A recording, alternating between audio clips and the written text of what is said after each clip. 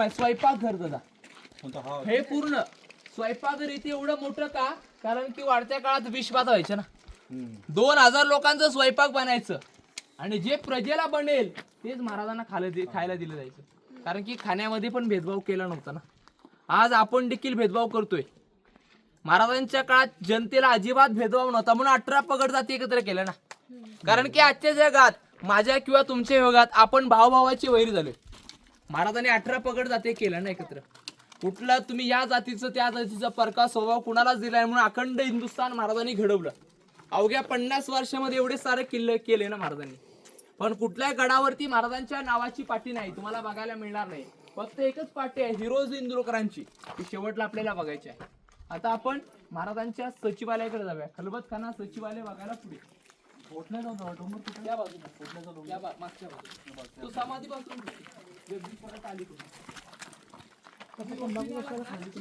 खाली बघा आडवा डोंगर तो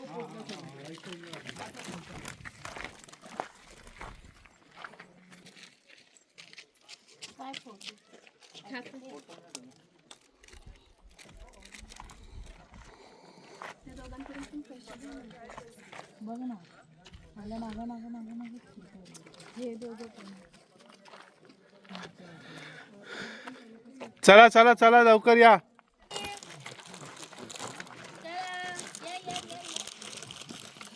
चला की तो विकू हात पकड.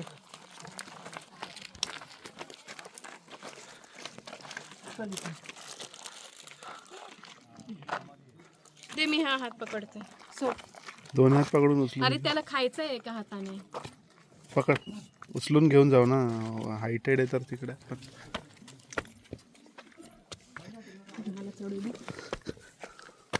व्हेरी गुड तुळशी.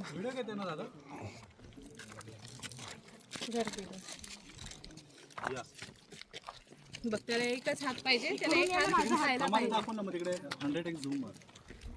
हे आहे राजांचं महल. हे राजांचं महल आणि तिकडे जे दिसतंय ना ते आहे शिवाजी महाराजांची समाधी. अरे बापरे, आपल्याला तिकडे जायचंय.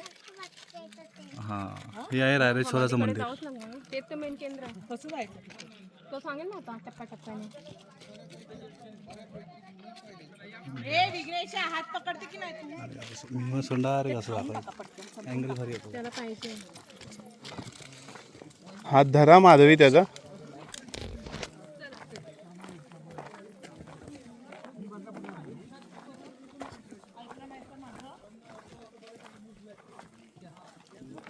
हो, पण अंधार खूप आहे.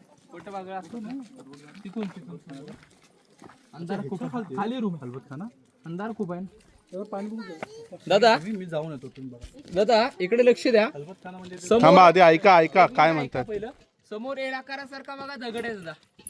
त्या दगडाच्या तिथून खाली जायला 11 पायऱ्या आहेत. 11 पायऱ्या खाली गेलात तर 10 बाय 10ची खोली आहे.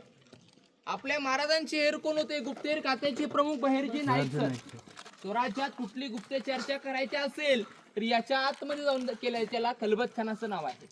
आणि समोर ती विटांची खोली आहे ना, ते महाराजांचं टाकसाळ, नाणी कॉईन छापण्याची जागा, टांगसाळ म्हणतात त्याला.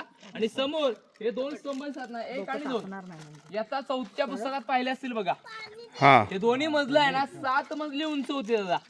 महाराजांनी कुठल्याही गडावरती विजय प्राप्त केला, विजयाचं प्रतीक भगवा ध्वज किंवा गवताच्या गंजा लावायचे. लोकांना समजलं पाहिजे ना, महाराज कोणता तरी किल्ला जिंकून आलेत म्हणून याचं नाव विजयस्तंभ आहे. आणि ज्या चौथऱ्यावरती तुम्हाला उभं केलंय हे सचिवालय, हा दप्तरखाना, ऑफिस कार्यालय. आणि याच्या खाली एक तलाव बघूया, गंगासागर. या इकडे. एक मिनिट या. पकड. गंगासागर दिसतोय ना. हे बघा, हे जे तलाव दिसतंय ना, याची खोली 32 फूट खोल आहे. पण याचे एक खास महत्व आहे, यातलं कधी पाणी अटलेलं नाही. महाराजांच्या राज्याभिषेकाला काशीवरून बघा गागाभट्ट आले होते बघा. हां, गागाभट्टाने 7 नद्यांचं पाणी आणलं, अभिषेक घातला महाराजांना आणि उर्वरित पाण्यात तळ्यामध्ये सोडलेलं आहे. आणि तो बघा, तो टकमक टोक शेवट दिसतो ना बघा. लोक कुठे टोक्याला, एकदम टोकाला जातात, म्हणून सर ते असे पॉइंट बंद होतात. बरीचशी लोक पडलेत ना, त्याचं रिस्की पॉइंट आहेत. टकमक टोक म्हणजे कडेलोट फेकून द्यायचे ना.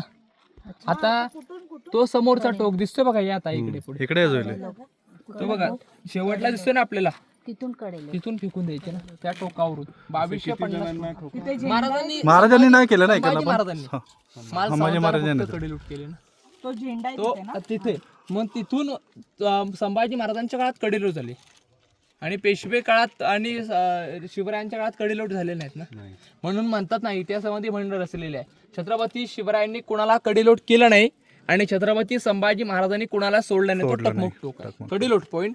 आता आपण महाराजांच्या दरबारात जाऊया मेन ठिकाणी. या सावकाश येताना इकडूनच येणार होता तुम्ही हां किंवा तिकडून शॉर्टकट आहे.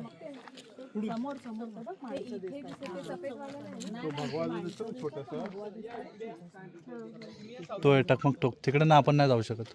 आणि हे कोणतं तलाव आहे? गंगासागर झालं बॉटल तुझ्या हातातच ठेवते मी.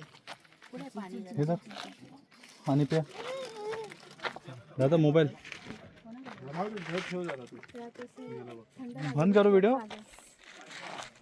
तिकडं हालते जाऊन ते बघून मी घेऊन जातो. जुली इथं राहून दे जरा मी बॅगात 2 मिनिटं थांबून मी जाऊन येतो. थांबा तो जाऊन येतो. तुम्ही जा वाटल्यास तुम्हाला जायचं तर